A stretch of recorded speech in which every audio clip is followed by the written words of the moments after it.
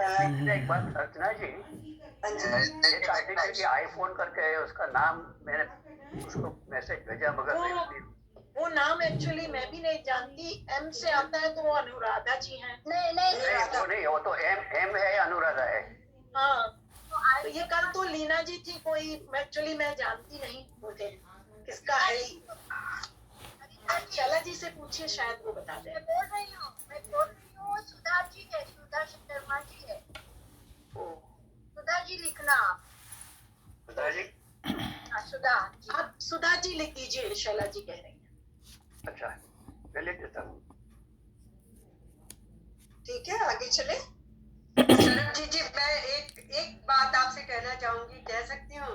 छोटी सी बात है। मैं आपसे ये कह रही हूँ कि बुरा नहीं मानिएगा, मैं आपसे ये बता रही हूँ, आप सावित्री वर्षने कहती है ना, वो सावित्री वाशने है। वाशने मैंने मैं भी ये कहना चाहती हूँ करेक्ट यू तो क्योंकि इंग्लिश में लिखा होता है ना, तो इंग्लिश में फर्क पता नहीं चलता। सावित्री जी, आप करेक्शन कराना चाहेंगी? जरूर जरूर। या आर नहीं है उसमें? आर तो होगा, आर है, SH बाद में आएगा। या VARSHNEY। तो आर तो आता है ना फिर, वार्षने। वार्षने, ओके ओके ठीक है, आगे से मैं ध्यान रखूंगी। वार्षने, लेकिन आर ना साइलेंट है, वाशने बोलते हैं ये लोग। प्रोनाउंसिएशन। कृष्ण का था विष्णुवंश। हाँ, या कृष्ण के चाचा थे। तो चलिए, बहुत बहुत धन्यवाद सरबजीत जी। लेकिन आप इतने प्यार से बोलती हैं तो मुझे वो भी अच्छा लगता है, कोई बात नहीं। Thank you. अब आगे चलते हैं। जी, कोई गलती हो तो आप नहीं, बिल्कुल नहीं, कोई बात नहीं। स्पेशली नाम का जो उच्चारण है वो तो सही होना चाहिए। तो सावित्री जी आइए, और सुशील भल्ला उसके बाद, और उसके बाद प्रतिमा वर्मा। बहुत बहुत धन्यवाद सरबजीत जी, आपका आभार मुझे शामिल करने के लिए। हम बचपन से सुनते आए हैं और आप सबने बच्चों को भी पढ़ाया होगा कि जैसा बोओगे वैसा ही काटोगे, या बोया बीज बबूल का तो आम कहाँ से होए। अर्थात जैसा हम बीज डालते हैं उसी प्रकार का फल हमको प्राप्त होता है। उसी संदर्भ में शास्त्रों के द्वारा कही गई कुछ बात मैं उद्धृत करना चाहती हूँ कि पूर्व जन्मों के कर्मों से ही हमें इस जन्म में माता पिता, भाई बहन, पति पत्नी, प्रेमी प्रेमिका, मित्र शत्रु, सगे संबंधी इत्यादि संसार के जितने भी रिश्ते हैं वो मिलते हैं, क्योंकि इन सबको हमें या तो कुछ देना होता है और या कुछ इनसे लेना होता है। तो सबसे प्रथम मैं संतान के बारे में आपके समक्ष रखूँगी कि संतान के रूप में संबंध में शास्त्रों में ये बताया गया है कि वैसे ही संतान के रूप में हमारा कोई पूर्वजन्म का संबंधी आकर जन्म लेता है, जिसे शास्त्रों में 4 प्रकार से बताया गया है। ऋणानुबंधन, पूर्व जन्म का कोई ऐसा जीव जिससे आपने ऋण लिया हो या उसका किसी भी प्रकार धन नष्ट किया हो, वह आपके घर में संतान बनकर जन्म लेगा, और धन बीमारी में या तो करेगा खर्च, या व्यर्थ के कार्यों में जब तक नष्ट करेगा तब तक उसका हिसाब पूरा ना हो जाए। यह संतान के रूप में जन्म लेने के संबंध में है। नंबर 2, शत्रु पुत्र के रूप में कौन जन्म लेता है? पूर्व जन्म का कोई दुश्मन आपसे बदला लेने के लिए आपके घर में संतान बनकर आएगा।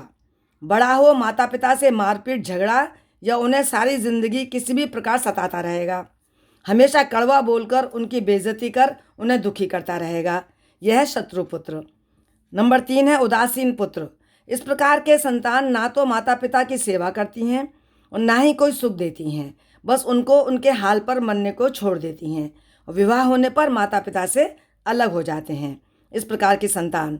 नंबर 4 है सेवक पुत्र। पूर्व जन्म में यदि आपने किसी की सेवा की है तो वह अपने की हुई सेवा का ऋण उतारने के लिए आपका पुत्र या पुत्री बनकर आता है, आपकी सेवा करता है। जो बोया वही काटोगे।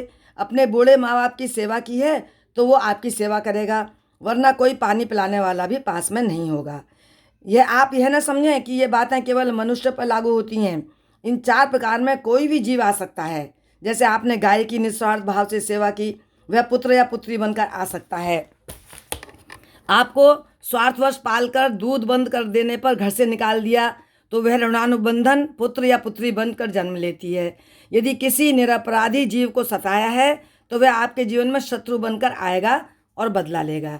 इसलिए जीवन में कभी किसी का बुरा ना करें, क्योंकि प्रकृति का नियम है, आप जो भी करोगे उसे वह आपको जन्म या अगले जन्म में 100 गुना वापस कर देगी। यदि आपने किसी को 1 रुपया दिया है तो समझ लो आपके खाते में 100 रुपया जमा हो गया। यदि आपने 1 रुपया छीना है तो आपके खाते में से 100 रुपये निकल गए। जरा सोचिए, आप कौन सा धन लेकर आए थे, आप कितना साथ ले जाएंगे। जो चले गए वो क्या कितना सोना चांदी धन दौलत बैंक में ही रहा, व्यर्थ ही कमाया।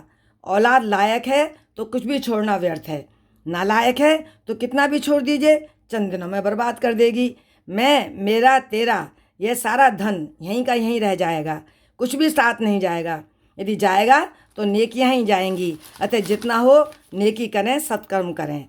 संतान को अपार संपत्ति नहीं, उत्तम संस्कार देने चाहिए। संस्कारहीन रावण, कंस, दुर्योधन ने राज्य परिवार सहित स्वयं को भी नष्ट कर लिया था। उत्तम संस्कार युक्त ध्रुव भक्त प्रहलाद ने संसार में सर्वोत्तम पद पाया।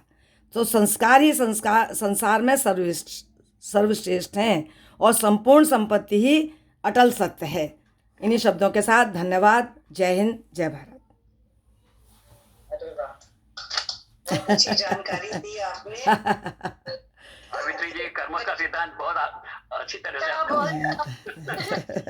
रंजीत जी, सुशील भल्ला जी नहीं दिखाई दे रहे। धन्यवाद धन्यवाद भाई साहब। सुशील भल्ला जी को आपने बोला था अगला नाम। अच्छा, तो इसका सार ये निकला कि अच्छे कर्म करें। या बिल्कुल सच बात है। मतलब ठीक है, अच्छा ना कर सके किसी का तो कोई बात नहीं, बुरा हमसे ना होने पाए इसका ख्याल रखें बस। ये सब जो चीजें हैं वो अच्छे कर्म करने के लिए प्रेरित करती हैं जी। यस। जी एक बात है, हमें अच्छा काम करना चाहिए। सुशील भल्ला जी हैं कि नहीं? नहीं है अभी तक तो। जी हाँ, प्रतिमा जी का अगला नाम है। हाँ, प्रतिमा जी आप आइए, उसके बाद गीता महाजन,